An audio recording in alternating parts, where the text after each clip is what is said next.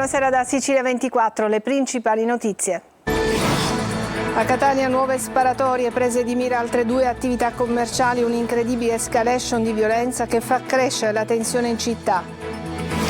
Il centro storico di Palermo è ormai fuori controllo, i turisti cominciano a scappare, si mobilitano le associazioni che chiedono un tavolo in questura. Infermieri di famiglia, la Sicilia è in pericoloso ritardo nella formazione di questa figura professionale. Si rischia di perdere 40 milioni di fondi e la possibilità di assumere 1.600 persone destinate all'assistenza. Chiude il sito sessista dopo segnalazioni e denunce da tutta Italia. Mi sono sentita violentata, racconta a Sicilia 24 Giulia Vitaliti, influencer catanese. Palermo ricorda Libero Grassi, l'imprenditore che disse no al pizzo e per questo 34 anni fa venne ucciso dalla mafia. Il figlio, la città sta facendo passi indietro. L'Etna è in preallarme, la protezione civile regionale assicura l'attività resta contenuta, il sistema di monitoraggio Etnas funziona. Calcio, il Palermo domani al Barbera affronterà il Frosinone, sul mercato si avvicina l'esterno sinistro Samuel Giovane. Francesco Bardi infortunato, a difendere la porta sarà Joronen. L'attaccante Salvatore Caturano si lega al Catania per i prossimi 3 anni. Mimmo Toscano riflette su un suo possibile impiego domani contro la Cavese.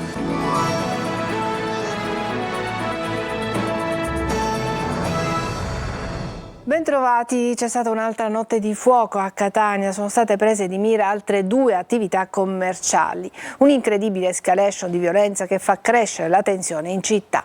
Lorena Dolci. Mi hanno svegliato stanotte, sì. Ha sentito i colpi? Una decina di colpi, sì. Cosa avete pensato? All'inizio pensavo fossero fuochi d'artificio, ma poi ho visto l'ora ho immaginato altro. Non erano fuochi d'artificio, ma l'ennesima intimidazione. Eccoli i colpi sparati pochi minuti dopo la chiusura, intorno alle 2, contro l'ingresso del bar Lombardo in via Agricoltore, al quartiere San Giorgio. A terra restano 26 bossoli. Il raid sveglia di soprassalto i residenti, ma anche i titolari di questa panineria gelateria che dopo una notte insonne hanno incartato le vetrate e ripreso l'attività. È la 4ª notte di fuoco a Catania, ieri addirittura 2 sparatorie. Alla stessa ora infatti alcuni colpi sono stati esplosi contro il bar 31 Maggio, come il nome della traversa di via Mario Rapisardi. Il proprietario se ne è accorto all'apertura mattutina. Una scia di piombo che non concede tregua e innalza la tensione in città. La paura c'è sempre, però speriamo che risolvano presto. Noi che siamo preoccupati pensa che noi ci possiamo fare qualcosa, se non ci pensa praticamente per dire la legge. Abbiamo voglia. Le sparatorie della notte scorsa sono l'ultimo anello di una catena iniziata la notte del 31 luglio. Nel mirino sempre attività commerciali, da ultimo un centro estetico, un autonoleggio, un'altra panineria. Carabinieri e polizia indagano e al momento non si esclude nessuna pista, dalla faida al regolamento di conti tra gruppi contrapposti. L'escalation è stata anche al centro del Comitato per l'Ordine Pubblico e la Sicurezza alla Prefettura di Catania, che ha adottato dei controlli interforze del programma Alto Impatto. Di certo c'è che circolano sempre più armi e, come dicono i romanzieri, quando appare una pistola finisce per sparare. E alla luce di questi episodi la UIL Polizia lancia l'allarme. Sentiamo il segretario nazionale Giovanni Assenzio. Oggi Catania, dove praticamente negli ultimi 4 giorni sono state registrate degli episodi di criminalità dove hanno visto addirittura raid con colpi d'arma da fuoco sugli esercizi commerciali. Tutto questo sta fortemente facendo preoccupare i cittadini, la popolazione che chiaramente si sente insicura nelle proprie città. Abbiamo necessità ovviamente di implementare gli organici e questo è il grido di allarme che lanciamo. Non è ammissibile che realtà come Catania, Palermo, Torino, Milano, le principali città d'Italia, giornalmente facciano registrare episodi di criminalità che diventano difficili da gestire quando ovviamente la forza organica non consente un capillare controllo del territorio. Necessita intanto su Catania un comitato per l'ordine e la sicurezza pubblica dove sia presente anche il Ministro dell'Interno e che vengano mandati il prima possibile personale per rimpinguare gli organici e quindi dare quel senso di sicurezza che la popolazione si aspetta. E anche Palermo diventa sempre più violenta, un'intera area del centro storico appare ormai fuori controllo e perfino i turisti cominciano a scappare. Manlio Viola. Cresce l'allarme sicurezza a Palermo, dove non passa sera senza un episodio violento più o meno grave. Il fulcro delle preoccupazioni è in pieno centro storico. La centralissima via Macheda di fatto è ormai spaccata in due, dal Teatro Massimo fino ai Quattro Canti, un luogo per passeggiare pieno di locali, forse anche troppi, e di turisti e palermitani. Dopo i Quattro Canti e fino alla stazione ferroviaria centrale, invece, la stessa strada diventa terra di nessuno, in preda a conflitti fra bande di giovani siciliani ed extracomunitari, e la situazione esplode letteralmente intorno a Ballarò, divenuta area di spaccio. A confermare la situazione difficile sono anche i religiosi che lavorano nel quartiere. Ballarò è un quartiere vivace ma in agonia. Lo spaccio, la malavita, l'insicurezza, l'illegalità diffondono tra la gente quella condizione di chi dice non c'è nulla da fare. Siamo veramente esasperati, ma tutta l'asse tra via Torino e via Divisi è incontrollabile. Se l'allarme sicurezza fino a qualche tempo fa era percepito solo dai palermitani, adesso i gestori dei B&B locali avvertono che anche i turisti non si sentono più sicuri. In alcuni casi c'è chi ha rinunciato alle vacanze ed è tornato a casa. Le persone amano passeggiare tra i monumenti, però dopo un certo orario questa parte, soprattutto della via Macheda che va dalla stazione ai Quattro Canti, diventa terra di nessuno. Tutti chiedono maggiore presenza delle forze dell'ordine, maggiori pattuglie, ma l'area da controllare è vasta, il personale poco e la situazione è complessa. Auspichiamo che già dalla prossima settimana in qualche modo si riesca a fare questo tavolo di attenzione nei confronti di questo territorio.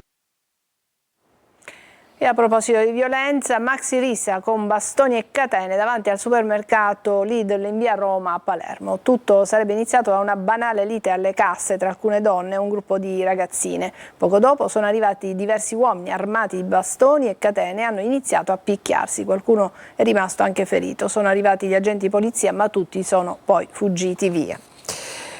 Un medico di base di Saponara, l'ex sindaco del paese del messinese Aldo Panarello, è stato aggredito nel suo studio privato da un uomo che lo ha colpito violentemente con dei pugni. È ricoverato adesso al Policlinico di Messina, dove sarà sottoposto a un intervento maxillofacciale.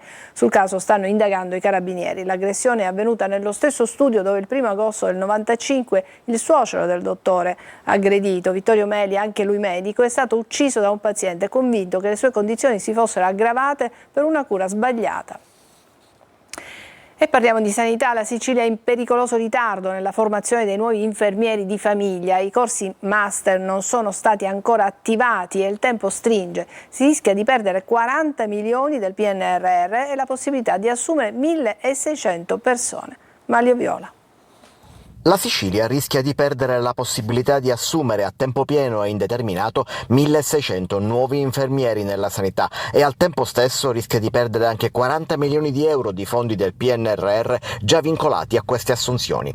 Stiamo parlando degli infermieri di famiglia, la nuova figura prevista dalla revisione del sistema sanitario italiano concordata proprio in ambito PNRR. La Sicilia sta costruendo le case di comunità e gli ospedali di comunità e sistemando la rete di assistenza territoriale, ma non potrà assumere i 1.600 infermieri di famiglia perché la figura ancora non esiste. Nonostante la Regione abbia firmato il protocollo d'intesa, né le università né le ASP hanno avviato corsi master di specializzazione in questo settore destinati a laureati in infermieristica con laurea triennale. Senza personale specializzato non si potrà procedere alle assunzioni e il tempo stringe. I fondi vanno usati e le assunzioni deliberate entro la fine del 2026 e il master, anche se attivato, ha un percorso obbligatorio di almeno un anno, dunque restano pochi mesi, poi sarà tutto vano. Intanto viene attivata un'altra figura, quello dello specialista di assistenza ai disabili visivi. È stato l'assessorato regionale alla formazione e all'istruzione a istituire questo corso di formazione con un decreto emanato questa mattina. La figura, che rientra nell'area dei servizi alla persona, lavorerà in stretta collaborazione con altri operatori sociali ed educativi, accompagnando anche l'intero percorso formativo e riabilitativo. Chiude il sito sessista dopo segnalazioni e denunce da tutta Italia. Mi sono sentita violentata, ha raccontato ai nostri microfoni Giulia Vitaliti, influencer catanese.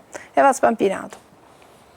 violata, è stata una molestia vera e propria. Ecco come si è sentita Giulia dopo aver scoperto che le foto e i video del suo profilo social, modificate e sessualizzate, erano state sottratte illecitamente e pubblicate sul forum sessista fica.net, che dopo la bufera politica e mediatica ha chiuso. Ogni foto che pubblico, ogni storia che metto screenata è messa su quel profilo, commentata, insulti a sfondo sessuale, trasformate in altro che io non ho visto. Come Giulia Vitaliti, influencer catanese da oltre 1,5 milioni di follower su TikTok, altre centinaia di migliaia di donne hanno subito la stessa violenza sessuale digitale.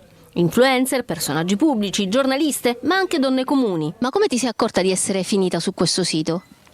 Una ragazza che mi segue mi ha cercata sul sito e mi ha trovata. 25 pagine di mie foto dal 2021 fino ad oggi. Il caso però è scoppiato e il sito ha deciso di chiudere solo dopo che ad essere esposte alla gogna social dal carattere misogino, osceno, violento e volgare sono state anche le donne della politica del nostro paese. Sarà anche il brutto del mestiere, ma non significa che io per il mio mestiere devo accettare il fatto che vengano violati i miei diritti. E scoprire che anche una foto in cui sono dalla testa ai piedi vestita con la tuta viene sessualizzata è una roba, cioè non mi sono più sentita libera i giorni successivi a pubblicare neanche una foto in cui si vedesse la mia faccia. Io ormai esco di casa non avendo idea di chi mi sta guardando, se magari è uno di loro oppure no. Il portale era attivo da oltre 20 anni. Vuol dire che io devo mostrare ancora meno. Ho sbagliato a credere che le persone avessero del pudore, io ho sbagliato a vedere il meglio nell'umanità, c'è gente che dovrebbe stare rinchiusa.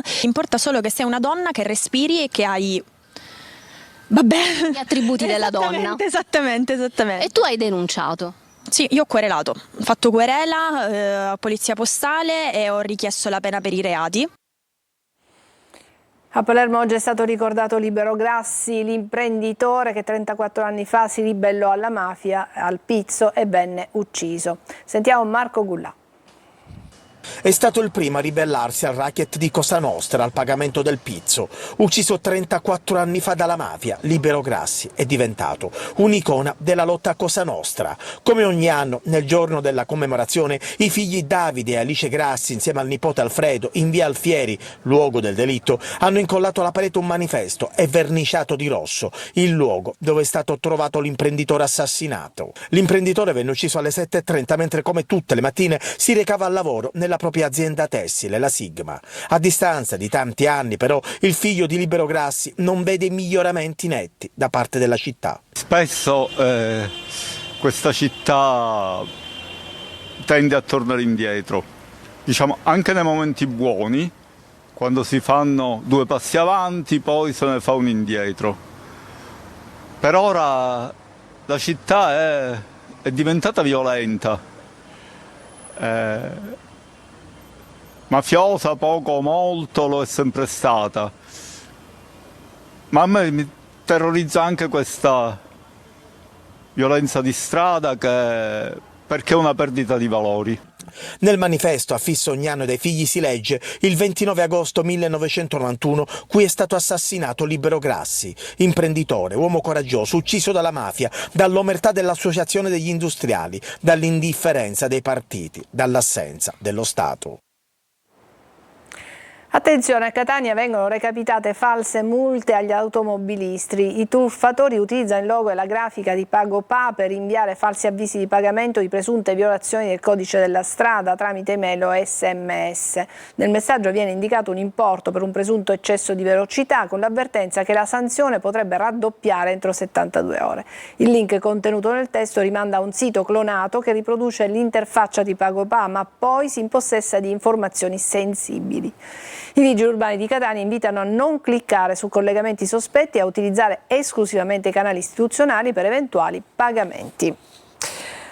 L'Etna resta in preallarme, la Protezione Civile regionale assicura l'attività è contenuta e il sistema di monitoraggio Etnas funziona. Orazio Longo. L'Etna rimane in fase di preallarme con l'interdizione delle zone definite a pericolosità permanente, leggasi le aree sommitali. A confermarlo è la Protezione Civile regionale, uno spettacolo con 3 bocche eruttive, gli eventi effusivi dal cratere di sud-est, da guardare però dalla giusta distanza, spiega il direttore Cocina. L'attività è contenuta, quindi non ci sono particolari rischi. Certo, ci spaventiamo sempre di episodi come quello avvenuto il 2 giugno, la colata piroclastica che ha raggiunto l'estensione di 1 chilometro e che sicuramente avrebbe potuto mettere a repentaglio la vita umana. Uniforme lo standard delle ordinanze comunali che regolamentano l'accesso alle zone sommitali. Anzi, io ho fatto una direttiva in questi giorni di cui sono subito adeguati e così pure gli operatori economici, le guide e quelli che dovevano appunto rispettare il divieto di avvicinamento alla colata lavica, che è stato messo in 50 metri. Soddisfatto Cocina del sistema ETNAS. Ecco, ETNAS è un sistema maturo con cui noi riusciamo a dare l'allerta precoce per tutti questi eventi con qualche ora di anticipo. A Catania la polizia ha sanzionato 2 trattorie in via Plebiscito, una in via Lago di Nicito e un panificio nel quartiere Borgo per 16.000 euro complessivi. Nel panificio sono state accertate pessime condizioni igieniche con presenza di scarafaggi, violazioni della normativa sulla sicurezza, medicinali scaduti nella cassetta pronto soccorso e fili elettrici scoperti. Negli altri esercizi commerciali sono state rilevate irregolarità legate all'occupazione del suolo pubblico e alla mancata tracciabilità degli alimenti. Adesso una pausa, tra poco.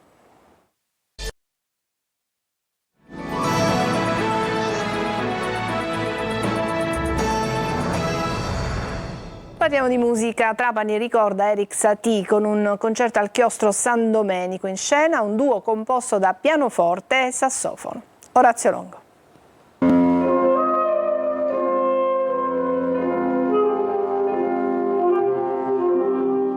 100 anni fa moriva Erik Satie, il compositore e pianista francese vissuto a cavallo fra l'Ottocento e il Novecento. La sua musica continua ad affascinare e in un certo senso a sorprendere, come è successo a Trapani con il concerto Eccentric Satie, il coraggio di precorrere il nuovo al chiostro San Domenico per l'ente Luglio musicale. Jacopo Taddei al sassofono e Luca Ciammarughi al pianoforte hanno portato sul palco un repertorio variegato, partendo dalle atmosfere rarefatte delle famose Giminopédie.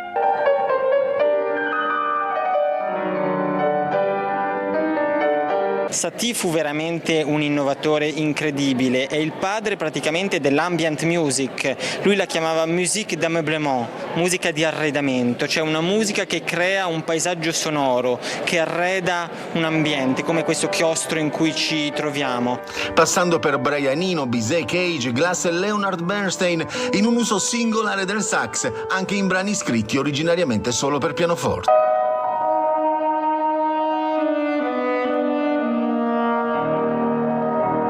Il sassofono è uno strumento camaleontico, si trova secondo me a suo agio sia nel repertorio, diciamo così, scritto originale, quello della seconda metà dell'Ottocento e primi del Novecento, e poi è considerato anche, diciamo così, re del jazz, quindi ha una doppia identità, ha più facce.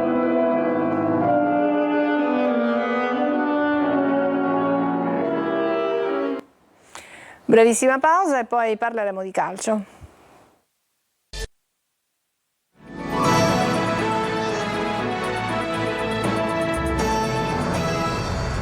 Eccoci al calcio. Il Palermo domani, in un Barbera da quasi tutto esaurito, affronterà il Frosinone. Sul mercato si avvicina all'esterno sinistro Samuel Giovane.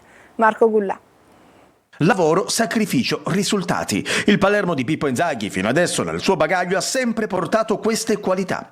La strada appare tracciata, ma ovviamente i siciliani dovranno percorrerla fino in fondo. La prossima fermata è quella di domani al Barbera contro il Frosinone, oltre 30.000 spettatori. Probabile che si superi anche il dato del match contro la Reggiana, ovvero 31.000 circa. Pippo Inzaghi, nonostante gli ultimi arrivi di Joronen e Veroli, non cambierà formazione rispetto a quella scesa in campo sabato scorso. scorso. L'unica novità in difesa con il ritorno di Peda tra i titolari al posto di Diakité. Anche Bardi sarà confermato tra i pali. Joronen infatti è arrivato da poco e Inzaghi approfitterà della sosta di campionato per ristabilire le gerarchie. In attacco il tecnico rosanero dovrebbe confermare Brunori sul centro-destra e Gyasi sul centro-sinistra nel ruolo di trequartisti. Palumbo sta crescendo di condizione ma non è ancora pronto per partire dall'inizio. Poi Giampaolo ovviamente riferimento centrale.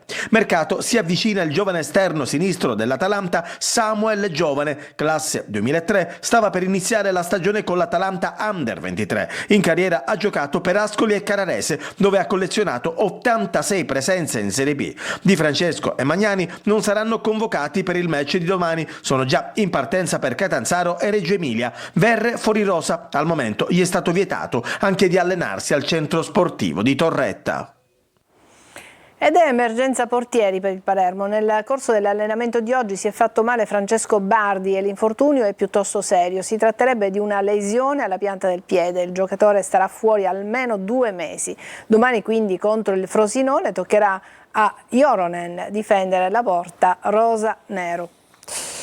L'attaccante Salvatore Caturano si lega al Catania per i prossimi 3 anni, oggi atteso in ritiro dai nuovi compagni di squadra e dall'allenatore Mimmo Toscano che potrebbe mandarlo in campo domani a Cava dei Tirreni. Sergio Colosi.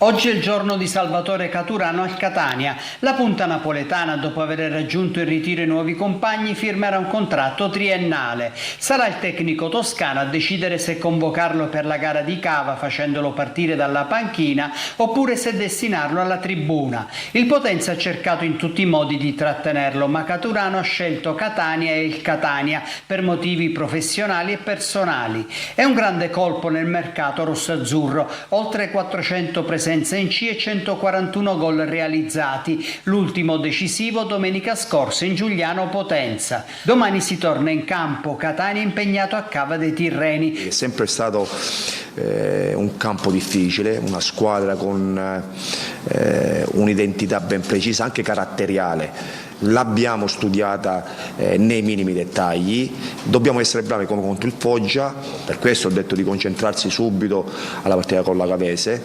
a capire il piano gara della Gavese che abbiamo preparato e farlo nel migliore dei modi, con la massima concentrazione, la massima attenzione, dove l'approccio e l'atteggiamento saranno determinanti. Stessa formazione di domenica scorsa, nel 3-4-2-1 Dini in porta, difesa con Di Gennaro centrale, Ierardi, Eccelli e Lati. Aloi e Corbari interni di centrocampo, Casasola e Donnarumma esterni, trequartisti Jimenez e Cicerelli, con Forte in attacco, maggiore minutaggio per D'Ausilio. Dopo Caturano ha atteso Simone Leonardi dalla Sampdoria a titolo definitivo. Per la giovane punta catanese contratto pluriennale e prestito alla Ternana. Per il centrocampo trattativa ancora aperta con la Juve Stabia per un possibile scambio tra Buglio e Guaini. Il recupero del capitano Di Tacchio consegnerà al reparto un altro elemento di sicuro affidamento, richiesto dal Cerignola Allegretto, che potrebbe essere sostituito da Miceli, capitano del Monopoli. Ci fermiamo qui, è tutto per questa edizione di Sicilia 24. Grazie per averci seguito, buona serata.